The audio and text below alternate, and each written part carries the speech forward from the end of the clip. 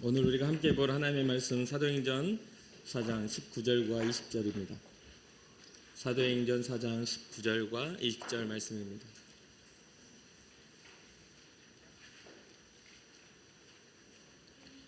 우리 한 목소리로 합독하도록 하겠습니다.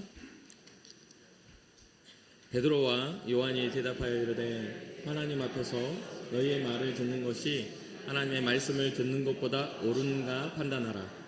우리는 보고 들은 것을 말하지 아니할 수 없다 하니 아멘.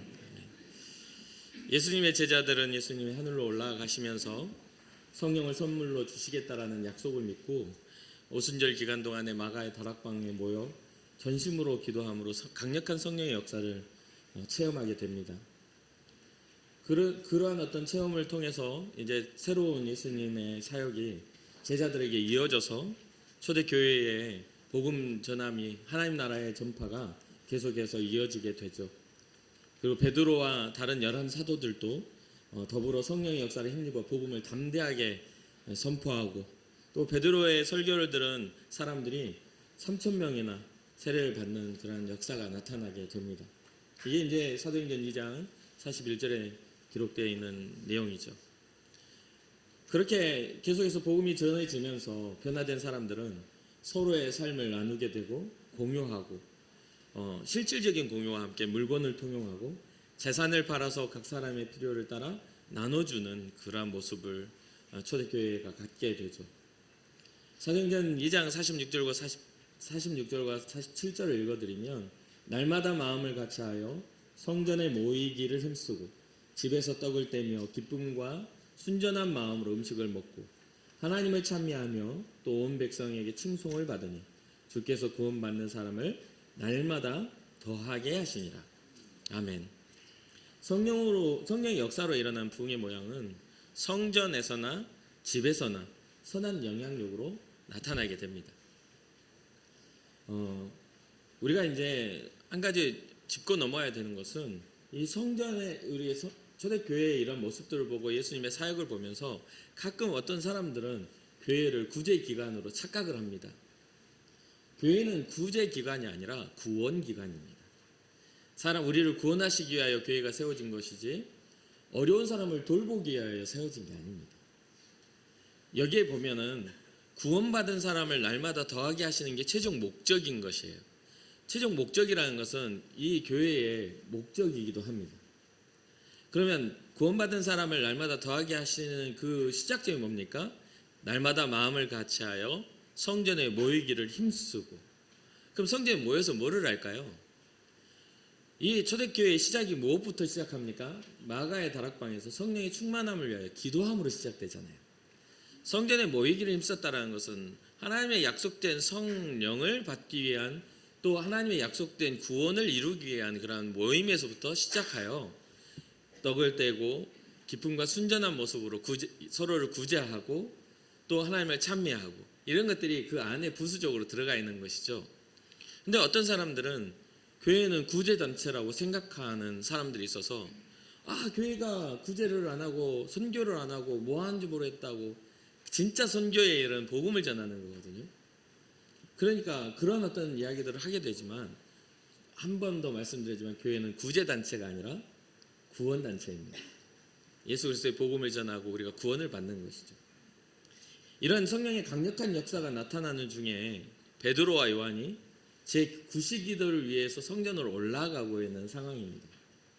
유대인들은 3번의 기도의 시간을 정해놨는데 하루에 3번을 정해놨는데 3시기도, 6시기도, 9시기도입니다. 근데 유대인의 시간과 오늘날 우리가 지금 가지고 있는 24시간의 그 시간이 조금은 다릅니다. 유대인의 3시기도는 아침 9시입니다. 6시기도는 정오 12시가 되고요. 9시기도는 오후 3시 기도인 거죠. 하루에 3번씩 이렇게 기도의 시간을 정하고 그 기도를 하는데 이 베드로와 요한이 이 3시기도, 9시기도, 오후 3시에 지금 성전에 올라가고 있는 상황이죠. 그런 상황에서 베드로와 요한이 성전에 들어가는 그 미문이라는 것은 아름다운 문이라는 뜻이거든요. 아름다운 문에 이제 성전에 들어가는 아름다운 문에 도달했을 때 태어날 때부터 걷지 못해서 앉아서 구걸을 하며 살 수밖에 없는 사람이 그곳에서 구걸을 하고 있었습니다. 그 사람은 당연하게 한 푼 주세요, 도와주세요, 이런 것들을 하고 있는 것이죠. 사실 그것을 보고 뭐 돈을 일정 금액을 이렇게 요구하는 게 아니기 때문에 동전을 넣든 좀 더 큰 돈을 넣든 하고 지나가는 건 아주 쉬운 일입니다. 구걸을 하는 사람을 돕는 일은 어렵지 않습니다. 도와주려는 마음만 있으면 적당한 돈을 지어주고 지나가면 되는 것이죠. 그런데 베드로와 요한은 이 사람에게 은과 금을 주는 것을 선택하는 것이 아니라 자신들이 가진 복음을 전하기를 선택합니다. 은과 금, 네가 원하는 은과 금이라고 하면 작은 단위의 돈이 아니잖아요. 그의 삶을 변화시킬 만한 큰 돈은 우리에게 없지만 우리에게 있는 것, 그것을 너에게 주노니 곧 나사렛 예수 그리스도의 그 생명의 이름을 주노니 그 이름으로 일어나 걸어라 라고 말한 거죠. 그러니까 이런 상황들을 쭉 이렇게 이거 가지고도 설교를 하겠지만 이거는 쭉 넘어가고 이 사람이 다리에 고침을 받아서 일어나게 된 거죠. 그럼 여러분 어떻습니까? 평생 구걸하던 자리에서 여러분들이 다리에 힘을 얻어서 일어났어요. 그럼 여러분 어떻게 하실래요? 먼저는 자기를 거기다 데려다 놓은 부모님한테도 이 소식을 전하고 싶고, 주변에 어떤 같이 구걸하던 사람이 있는지 없는지 모르지만 주변 사람들한테 야, 나 일어났다 하고 뭐 이렇게 다시 자기의 그런 삶에 가가지고 짜잔 하고 하고 싶은 생각이 들겠죠. 그런데 재미있게도 이 사람은 다리를 고친 후 이 성전 미문에서 어디로 들어가냐면 그 아름다운 문을 통과하여 주의 성전으로 들어갑니다. 얼마나 그 자리에 앉아서 나도 이스라엘의 백성인데, 나도 하나님의 백성인데 하는 그런 마음이 그에게 없었겠습니까? 모두가 정상적으로 예배하라고 하는 그 시간 자기도 같이 들어가고 싶다는 생각을 안 했을까요? 일어나자마자 기뻐 뛰며 찬양하며 하나님을 찬양하며 그 성전 안으로 들어가요. 그래서 그 안에서 하나님을 참여하는 그런 모습을 봅니다. 사실 이 말씀을 묵상하면서 저는 좀 눈물이 나더라고요. 우리가 이렇게 자연스럽고 흔하게 드리는 예배가 누군가에게는 너무나 간절한 것이 될 수도 있겠구나. 누군가에게는 하고 싶어도 하지 못하는 상황들이 될 수 있겠구나. 어쩌면 우리의 인생에 있어서 정말 영적인 장애를 가지고 주님 앞에 나오지 못하는 그런 경우도, 또 삶의 고달픔 때문에 나오지 못하는 경우도 있을 수 있겠구나. 이럴 때에 나사렛 예수 그리스도의 이름이 우리에게 와 닿아서 우리로 하여금 주님의 성전에 들어갈 그러한 기회와 은혜를 베풀어 주신다는 게 너무 감사한 마음도 있고 눈물 나는 그런 감사가 있었습니다. 결국 베드로와 요한을 통해서 이 안지명이가 일어나게 되고 또 많은 사람들 앞에서 그 증거를 보이게 되는 것, 너무나 놀라운 일이잖아요. 너무나 감사한 일이잖아요. 그런데 이러한 것을 이 기적을 통해 중심으로 모여서 예수 그리스도의 복음이 전해지는 것을 싫어하는 사람들이 생겼습니다. 베드로는 담대하게 예수 그리스도의 복음을 계속해서 전해야 되고 예수 그리스도의 죽으심에 유대인들의 책임이 있음을 지적을 합니다. 함께 예수 그리스도 다시 살아나셨다는 것을 선포합니다. 그러니까 이걸 싫어하는 사람들이 어떤 사람들이냐면, 어떻게 말했기에 싫어했냐면 사도행전 3장 14절부터 16절에 이렇게 기록합니다. 너희가 거룩하고 의로운 일을 거부하고 도리어 살인한 사람을 놓아 주기를 구하여 너희 생명의 주를 죽였도다. 그러나 하나님이 죽은 자 가운데서 그를 살리셨으니 우리가 이 일에 대하여 증인이라. 그 이름을 믿음으로 그 이름이 너희가 보고 아는 이 사람을 성하게 하였나니 예수로 말미암아 난 믿음이 너희 모든 사람 앞에서 이같이 완전히 낫게 하였느니라. 이런 기적이 일어나고 놀라운 표적이 나타났지만 이 증언을 싫어하는 사람들, 그것은 바로 제사장들과 성전 맡은 자. 오늘 보면 사도행전 4장의 초반에 보면 성전 맡은 자, 이 성전 맡은 자를 세 번역을 보면 성전의 경비대장, 그리고 사두개인들, 하나님 앞에 선택받고 하나님 앞에 백성이라 스스로 일컬어지는 사람들, 그들은 이 이야기가 듣기가 싫었습니다. 왜요? 그들은 장애를 입은 적이 없고요, 그들은 스스로가 의롭고 하나님 앞에 선택받은 백성이라는 그 자부심으로 평생을 살아왔던 사람들, 그들은 그러한 것들이 권력이 되어 그 이스라엘 백성들을 다스렸던 사람들이기 때문에 그리고 그들은 그런 권력을 가지고 하나님의 아들 예수 그리스도를 십자가에 못 박아 죽이기를 결의하고 그 예수님을 넘겨줬던 사람들이기 때문에 이것이 듣기가 싫었습니다. 비현실적인 예수 그리스도의 부활의 소식은 예수를 잡아 십자가에 못 박은 이들에게는 껄끄럽고 자기들의 행위가 죄로 드러나는 지적이었기에, 그러니까 이러한 어떤 껄끄러움을 가진 이 사람들은요, 그들에게 뭐가 있죠? 권력이 있죠. 힘이 있습니다. 그러니까 그들이 사용한 방법은 뭐냐면 베드로와 요한을 잡아서 가두는 일이었어요.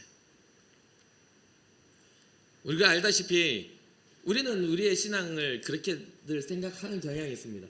하나님, 제가 평안해야, 하나님, 제가 있는 곳이 부흥해야 되는 거 아닙니까? 하나님, 저에게 형통함을 주셔야 되는 거 아닙니까? 어떤 계절을 따라 그런 잎사귀가 마르지 않게 하신다고 하셨고 그러지 않았습니까? 모든 게 형통한다 하셨지 않았습니까? 라고 하지만 지금 복음이 나타난 현장에는 사도들은 어떤 상황입니까? 고난을 당하는 시간이에요. 복음을 전한 대가가 잡혀가서 갇혀있는데, 놀랍게도 본문은 뭐라 하냐면 잡히기 전에 말씀을 들은 사람들 중에 믿는 자가 많으니 남자만 5,000명이 넘었다고 이야기합니다. 사도들의 고난과 상관없이 하나님의 말씀은 능력이 되고 힘이 되어 누군가를 살리고 계셨던 것이죠. 그러니 사랑하는 성도 여러분, 여러분들이 혹시 고난당함이 하나님이 여러분들 미워하심이 아니에요. 어떤 누구라도 고난은 당할 수 있어요. 힘이 들 수 있어요. 그러니 여러분의 고난과 하나님의 사랑을 동일선상에 놓지 않기를 주님의 이름으로 축복합니다. 오히려 우리에게 당하는 고난은 그 시간을 통해 하나님이 우리에게 자신을 나타내는 시간이라고 생각하며 더욱더 주님 앞에 집중할 수 있는 시간을 갖기를 주님의 이름으로 축복합니다. 이에 유대의 지도자들과 장로들과 서기관들이 예루살렘에 모이게 됩니다. 다 모여라. 여기에는 어떤 사람들이 있었냐면 대제사장 안나스를 비롯해서 가야바와 요한과 알렉산더와 및 대제사장 가문이, 그 가문에 속한 사람이 다 모였습니다. 지금 현재 예루살렘 성전 안에 있는 거니까 다 모인 거죠. 그래 놓고 그들 가운데 이 베드로와 요한을 세운 거죠. 어떤 모습으로요? 심판하려고, 추궁하려고.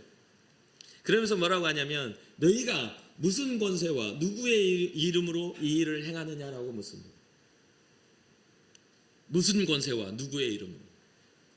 이 질문에 베드로가 성령이 충만하여 말합니다. 여기서 성령이 충만하여 말한다는 것을 꼭 잊지 마시길 바라요.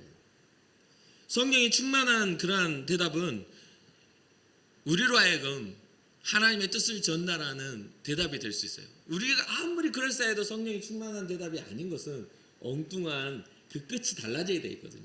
근데 여기서는 분명히 8절에 이에 베드로가 성령이 충만하여 이르되 백성의 관리들과 장로들아, 이걸 좀 더 쉽게 제가 읽어드리면 백성의 지도자들과 장로 여러분, 우리가 추궁을 받는 이유가 병자에게 행한 착한 일에 대한 것과 그가 낳은 이유에 대한 것이라면 당신들이 십자가에 못 박아 죽였으나 하나님께서 죽은 사람들 가운데서 다시 살리신 나사렛 예수 그리스도의 이름을 힘입어 된 것입니다.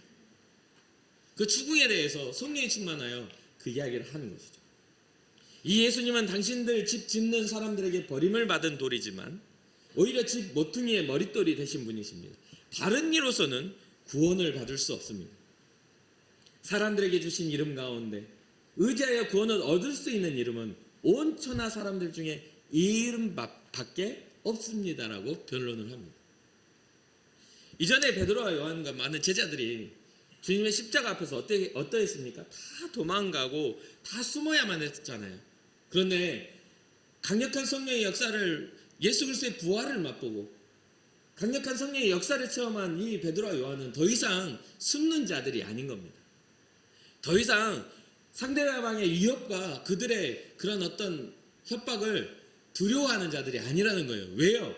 진리를 알게 되었거든요.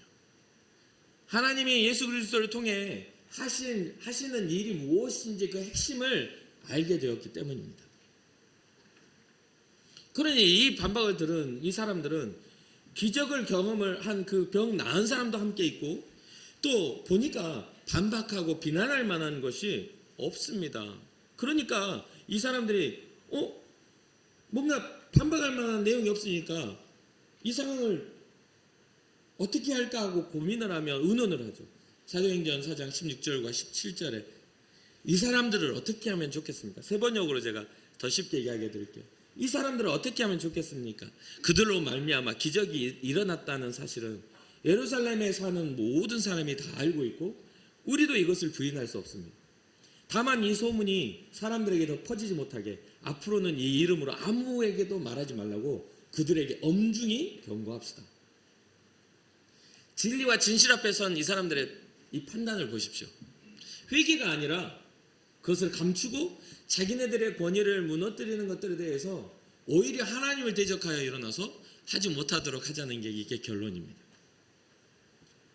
예수의 이름을 더 이상 민간에 전하지 말게 하자. 이 소문이 더 이상 퍼지지 못하게 가로막자. 엄중히 경고하자. 이게 그들의 선택입니다.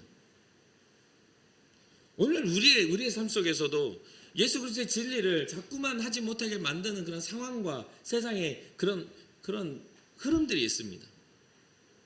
이전에 많은 교회가 선교원을 세우고 어린이집을 세우고 했었죠. 그런데 그 교회들이 많은 곳에서 사라지게 된 배경은 그 안에서 예배하지 말아라. 너희들이 세웠지만 예배 행위는 불법이다. 그 안에서 거의 전도 행위를 하지 말아라. 선한 것만 하고 복음은 빼. 이게 그 요구 아니었습니까? 그러니까 오늘날 우리의 신앙 안에서도 우리 교회 안에서도 위기는 뭐냐면 구제를 하고 선한 일을 해. 그게 교회야 라고 하는 겁니다. 하지 말라는 게 아니에요. 그 안에 뭐가 들어가야 돼요? 복음이 들어가야 됩니다. 그 일을 위해 우리는 우리의 주어진 물질을 사용하고 교회가 해야 할 일들을 감당해야 하는 것이죠. 본질이 빠져버리면 그건 아무런 의미가 없어요. 그러니까 교회를 그런 구제에 관심을 갖고 교회를 세워야 한다면 교회를 세우지 말고 복지단체를 세워야죠. 그렇지 않습니까? 목회자를 세울 게 아니라 사회복지사를 세워야죠. 근데 교회는 하나님의 복음을 전하는 일에 세움을 받은 생명공동체라는 거예요. 생명공동체, 구원공동체. 그러니까 이러한 것들을 방해하는 일들이 오늘날 지금 초대교회에서 일어나고 있는 겁니다. 이 소문이 사람들에게 더 퍼지지 못하게, 앞으로는 이 이름으로 아무에게도 말하지 말게. 어쩌면 우리 교회 안에 이러한 생각들이 자리 잡고 있다면 우리는 이걸 깨뜨려야 됩니다. 우리의 전도를 방해하는 것이나 우리의 복음을 방해하는 것들이 우리의 마음속에 자리 잡고 있다면 우리는 하나님과 반대에 서 있는 유대인들, 바리새인과 사두개인과 유대 지도자들과 같은 그런 완악한 마음을 갖고 있는 것이죠. 그러니 이걸 돌이켜서 예수 그리스도의 진리 앞에서 우리는 그것을 감추려고 하고 못하게 하는 그러한 존재가 아니라 우리가 혹시나 이러한 어떤 이들과 같은 오류를 가지고 있다면 마음을 돌이켜 회개함으로 주님의 영광을 위해 교회를 세워가야 되지 않겠습니까? 마땅히 교회는 어려운 자들을 구제해야 합니다. 마땅히 교회는 누군가 힘이 없는 사람의 어깨를 빌려줄 수 있어야 돼요. 그러나 그것이 단순한 구제와 착한 마음이 아니라 하나님의 복음을 위한 것이 되어야 함을 우리는 꼭 잊지 말아야 되겠습니다. 이 엄중한 경고를 들은 이 베드로와 요한이 대답한 내용이 오늘 우리가 더 깊이 고민해야 될 내용입니다. 19절과 20절은 본문이죠. 베드로와 요한이 대답하여 이르되 하나님 앞에서 너희 말을 듣는 것이 하나님의 말씀을 듣는 것보다 옳은가 판단하라. 우리는 보고 들은 것을 말하지 아니할 수 없다 하니. 오히려 소수의 베드로와 요한이 다수의 위협을 하는 사람들 앞에서 더 당당하게 말합니다. 야, 너희들 하나님의 사람들아, 너희들 주님을 섬긴다라고 하는 대제사장과 성전을 맡은 자와 또 섬긴다 하는 바리새인과 서기관들과 그 지도자들아, 들어봐봐. 너희들이 말하는 그것을 듣는 것이 옳으냐? 아니면 하나님의 말씀을 듣는 것이 옳으냐? 한번 말해봐 라고 하는데 이 사람들이 들리겠어요? 명예와 권세와 살아왔던 삶의 배경들을 가지고 이미 마음이 거짓으로 물들어버린 이 사람들은 이 베드로와 요한의 지적 앞에서도 끔찍도 하지 않습니다. 오히려 그들의 지적은 이들에게 불편한 감정을 줘요. 부활의 복음도, 안진뱅이가 일어나는 기적도, 또 많은 사람들이 그 말씀 앞에서 변화되어 하나님의 백성으로서 돌이키는 그런 모든 그런 사회적인 변화도 불편한 겁니다. 왜요? 결국은 자신들이 넘겨져서 죽은 예수 그리스도가 살아났다는 것을 증명하고 자신들의 죄가 드러나기 때문이죠. 그런데 어떻게 이 베드로와 요한이 이렇게 담대할 수 있었을까요? 어떻게 그 위협 앞에서도 너희들 말을 듣는 것보다 하나님 말씀을 듣는 게 옳다라고 하는 이 내용을 이야기할 수 있을까요? 그것은 바로 20절에 우리는 보고 들은 것을 말하지 않을 수 없다라는 신앙적 체험이 있었기 때문입니다. 누군가가 우리 오늘날의 신앙자들을 찾아와서 당신은 왜 예수를 믿는다고, 왜 교회를 다냐고 물어보면 글쎄 어렸을 때부터 우리 집안이 기독교라 이렇게 이야기하시는 분들 있을 수 있어요. 믿음의 이유가 가문과 집안과 관계와 어렸을 때부터 그냥 교회 다니다 보니까 아직까지 여기까지 다니고 있네요 라고 말하는 사람도 심심치 않게 만났습니다. 그게 예수 그리스도가 나의 생명이라고, 주님을 만났기에 내가 여기까지 주님 의지하고 왔다고 말할 수 있는 신앙적인 그러한 이유가 분명해야 하는데, 여전히 누군가 와가지고 교회의 잘못된 것들을 딱 가지고 요즘 교회는 타락해서 더럽더라 그러면 말도 못하고 힘이 없어져가지고, 그러게 교회에서 뭐 한다 하지 않았어? 아니 내가 교회에서 장로긴 한데. 교회에서 뭐 직분 있다 하지 않았어? 내가 교회에서 권사긴 해. 교회에서 뭐 한다 하지 않았어? 나는 항존직인데 안수집사인데 장로는 아니야. 여기 잘하면 장로 준다고는 하더라만 진짜 우린 부끄러워져요. 그걸 부끄럽게 여겨야 돼요. 생명을 가지지 못한 것을 부끄럽게 여겨야 돼요. 예수 그리스도의 십자가가 이유가 돼야 돼요. 이해는 안 시켜도 됩니다. 아무리 이야기해도 영적인 대화를 하면요 상대방은 이해를 못합니다. 제가 이제껏 전도하려고 나아가 보면요 막 가지고 이유를 가지고 뭐 어쩌고 저쩌고 하면서 조선시대부터 그 옛날까지 막 그런 사람들은 구원 받을 수 있냐 없냐 막 이렇게 물어보는 사람들요, 아무리 설명해도 이해하려고 물어보는 거 아니에요. 그 사람들은 안 믿으려고 꼬투리 잡는 거지. 진짜 믿음은요 현재를 살아가는 우리에게 주님이 찾아오셔서 우리의 삶에 만나주셔야만 가능합니다. 옛사람으로부터 전통으로 내려오는 믿음 때문에 되는 게 아니죠. 제가 목사가 된 건 우리 아버지가 목사님이라 가문의 그러한 가업을 물려받은 게 아닙니다. 한 번도 아버지가 목사 되라는 이야기를 한 적이 없으세요. 제가 목사가 된 건요 이 자리에서 주님 앞에 가까이 살아가는 건 저는 너무 행복할 것 같아서, 다른 사람보다 주님만 생각하고 사는 이 자리가 주님만 생각하고 살고 싶은 그런 주님을 향한 사랑 때문에 이 길을 걷는 겁니다. 목사로 살면요 정말 힘든 일이 많아요. 저도 이빨 드렁드렁하게 물어 뜯어버리고 싶을 때가 많단 말이에요. 근데 목사니까 웃어주는 거야. 안 그렇겠습니까? 성격이 저는 어렸을 때부터 아주 꼬장꼬장하게 성격이 태어났거든요. 지금은 너무 착하게 생겼지만 저희 형님이 그랬어요. 쌍놈은 나이가 벼슬이라고. 이런 쌍놈은 시간이 지나야 된다고 할 정도로, 그런 말을 들을 정도로 제가 굉장히 꼬여있던 성품의 소유자였습니다. 근데 주님을 만나니까요 꼬인 게 풀리니까 제가 하나님의 자녀로서의 삶이 어떻게 해야 되는지 알게 되더라고요. 그러니까 성경은 말하잖아요. 사랑하라고, 오래 참으라고, 기뻐하라고, 자비하라고, 온유하라고, 충성하라고, 너에게 일어나는 그런 욕망들을 절제하라고 우리에게 성령의 열매들을 가르쳐주고 있지 않습니까? 그러니까 그걸 위하여 우리는 이곳에서 우리는 살아가는 겁니다. 그러니까 사랑할 이유가 주님께 있는 거예요. 사람 보면 사랑하지 못할 이유들이 있죠. 그러다 주님을 사랑하기에 주님이 사랑하는 사람을 사랑할 수가 있는 겁니다. 그러니까 우리는 보고 들은 것을 말하지 아니할 수 없다라는 이 고백 속에 그들의 신앙이 있는 거죠. 나는 예수 그리스도 안에서 다시 내가 발견되었기에 주님을 보고 듣고 부활하신 주님을 경험한 것을 말하지 않을 수가 없다 라는 것이죠. 부활의 주님을 알고 성령의 도우심을 힘입은 제자들은 이전에 예수님의 고난 앞에서 두려워 도망쳤던 모습이 더 이상 아닙니다. 자신들을 위협하는 세상의 권위와 힘 앞에서 더 당당하게 복음을 이야기할 수 있게 된 것이죠. 그래서 사랑하는 성도 여러분, 여러분들이 교회의 구성원으로서 이 자리에 있다면 주님 앞 사랑받는 자녀로서 있기를 주님의 축복합니다. 목사이기 때문에 있는 것이 아니고 장로, 권사, 안수집사, 집사, 성도이기 때문에 있는 게 아니라 우리가 하나님 앞에 부름받은 구원 공동체 주님의 사랑받는 자녀이기 때문에 내가 오늘 이 자리에 예배하며 주님을 아버지라 부를 수 있는 그런 자격을 얻었기 때문에 감격하시길 바랍니다. 동일하게 이러한 것들 가운데 사도 바울이 갈라디아서 1장 10절에 무너져가는 교회의 안타까움을 보면서 그런 말을 하죠.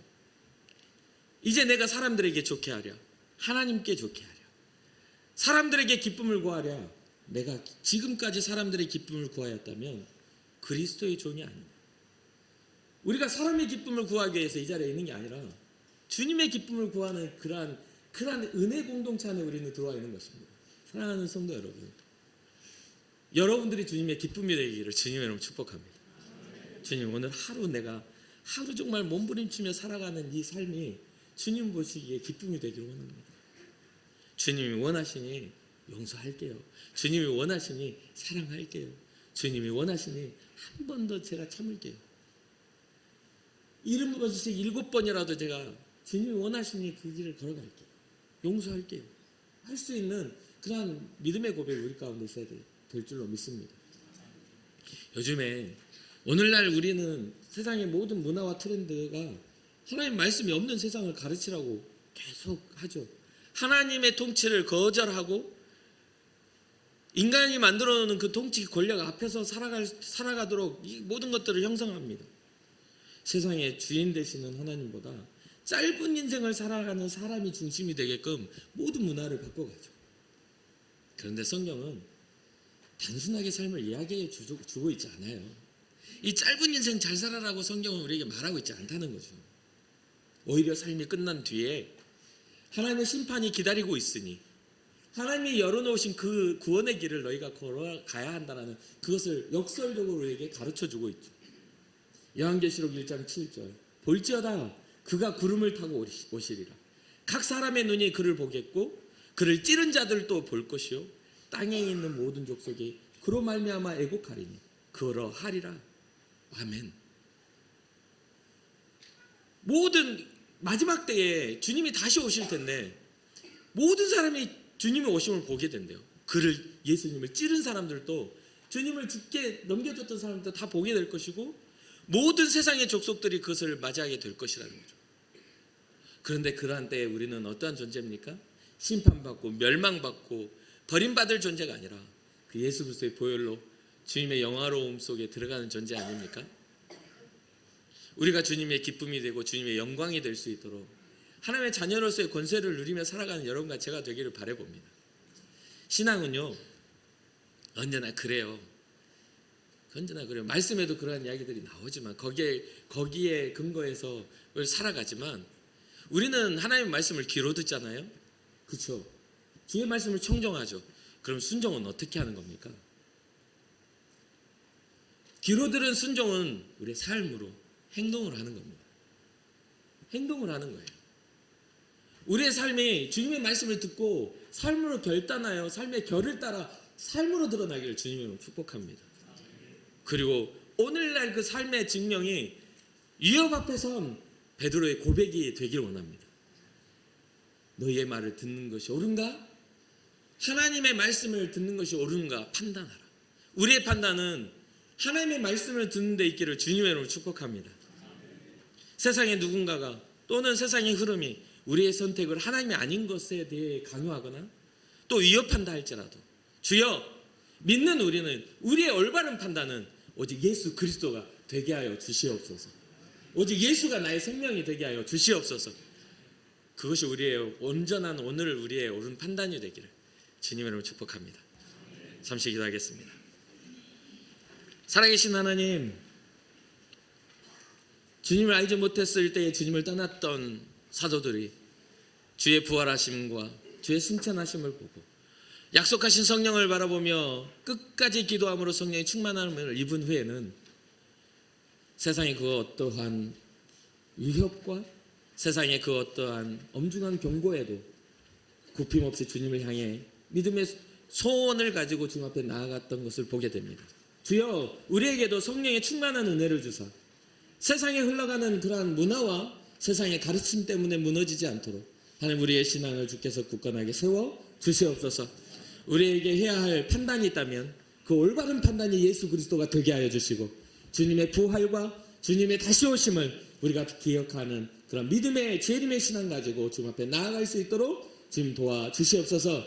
우리의 삶의 모든 이유가 주님 오심을 기다리는 삶이 되기를 원합니다. 다시 오실 그 주님이 우리를 영광스럽게 맞이할 그날을 바라보며 끝까지 믿음의 걸음을 걸어가게 하시고, 누군가가 우리에게 믿음의 이유를 물어볼 때에 오직 예수가, 우리 예수 그리스도가 나의 생명이라고 말해줄 수 있는 그런 믿음의 이유가 분명해지게 하여 주시옵소서. 감사드리며 이 모든 말씀 예수님의 이름으로 축복하며 기도합니다. 아멘.